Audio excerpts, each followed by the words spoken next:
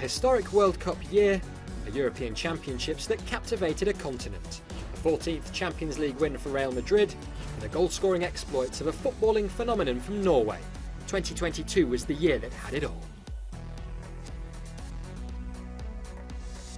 Hello there and welcome to Football Now from Qatar, where the 22nd FIFA World Cup played out over 4 glorious weeks for the very first time in the Middle East. Over 1 million fans descended on Qatar for a tournament that has been described by many as the best World Cup ever. The group stages saw some incredible shocks, including Saudi Arabia's 2-1 victory over Argentina, Japan beating Spain and Germany, and one of the stories of the tournament, Morocco topping Group F.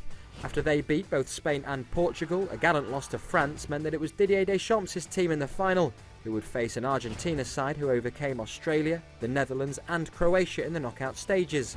The Messi versus Mbappe final did not disappoint, both players lighting up Lusail, but glory for the Argentina captain, who quite possibly cemented his status as the greatest player of all time. Now, the World Cup wasn't the only major international tournament taking place over the last 12 months or so. England hosted the Women's Euros 2022 as well, and the Three Lions victory over Germany saw 87,000 people at Wembley, a record in both men's and women's Euros. 18 million people watched on TV in the UK, 365 million around the world. I'm thinking about the emotions on that day and how proud everyone was. I mean, if you watching the game, you were emotional. I don't think there was a dry eye in a household or that stadium. I think everyone was just filled up with pride, and it's been a long time coming, and we've been talking about it coming home for so long. And then when it did, I don't think anyone expected the emotion that they would have on that day.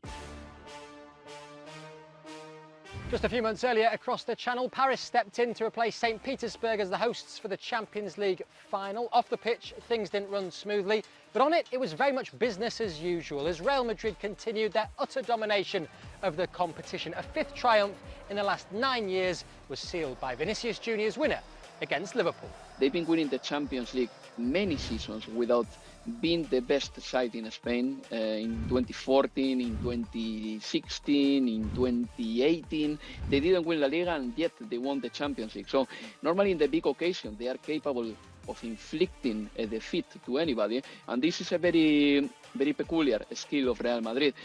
They don't need to be enjoying their best ever season to win the Champions League. It was perhaps apt that the victory came in France, as no one had done more than Karim Benzema to help Real Madrid make it to the final after those extraordinary comeback wins against Chelsea and Manchester City. Benzema's role in Madrid's league and cup double saw the 35-year-old pick up football's biggest individual award, the Ballon d'Or, after years of living in the shadow of both Cristiano Ronaldo and Kylian Mbappe.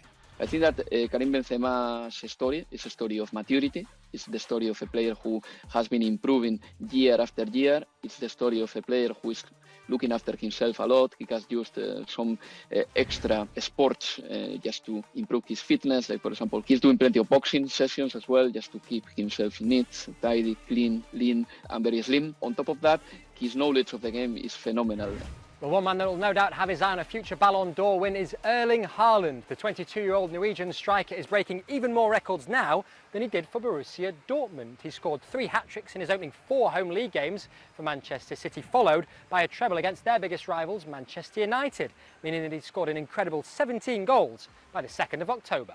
I think for Haaland, he's shown he can score lots of goals. I think for him now it's about winning the biggest trophies, the Premier League, the Champions League, something Manchester City have not done, and they talked about Haaland as being maybe that missing link, and maybe he will, but certainly his goals will help. Well, Erling Haaland joined Manchester City back in June, in which time Pep Guardiola's side had already won the Premier League. So what about Europe's other top 5 divisions?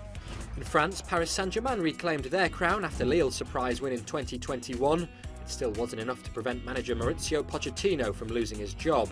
In Spain, La Liga stayed in the capital city, but this time it was Real rather than Atletico who were in pole position. In Italy, AC Milan ended an 11-year wait for Serie A by pipping local rivals Inter to the title by just 2 points, leading to wild scenes around Milan, at least for those in the red and black half of the city. In Germany, the Bundesliga rather predictably headed to Munich once more as Bayern made it 10 in a row. Heading further afield, Wydad Casablanca made the most of home advantage by ending Al Ahly's winning streak in the African Champions League. In South America, it was an all-Brazilian affair as the Copa Libertadores final saw Flamengo taste victory in Ecuador, with Gabriel Barbosa's goal enough for a third title for the team from Rio de Janeiro. Seattle Sounders will become the first team from the United States to take their place in the FIFA Club World Cup after a comprehensive two-legged victory over Mexico's Pumas Una. And in the international game, who could forget the Africa Cup of Nations? The tournament was staged in Cameroon and saw Sadio Mane's Senegal facing Mohamed Salah's Egypt in the final. The two sides couldn't be separated, which meant a penalty shootout, and Mane was the hero with the winning penalty kick. It meant everything for them because the AFCON, the bragging right to say that you are the champions of Africa, it is huge. A country like Senegal, when it comes to football on the continent of Africa, Senegal is one of the best. I mean, it's not about the fact that they have Sadio Mane, but it's about the fact that they understand what football is, the culture with football, the bragging right that it comes with. Yeah, great stuff indeed. That brings us to the end of this week's show and for Football Now this year. Do let us know your thoughts at home using the hashtag FootballNow2022 and we'll see you in the new year. Bye for now.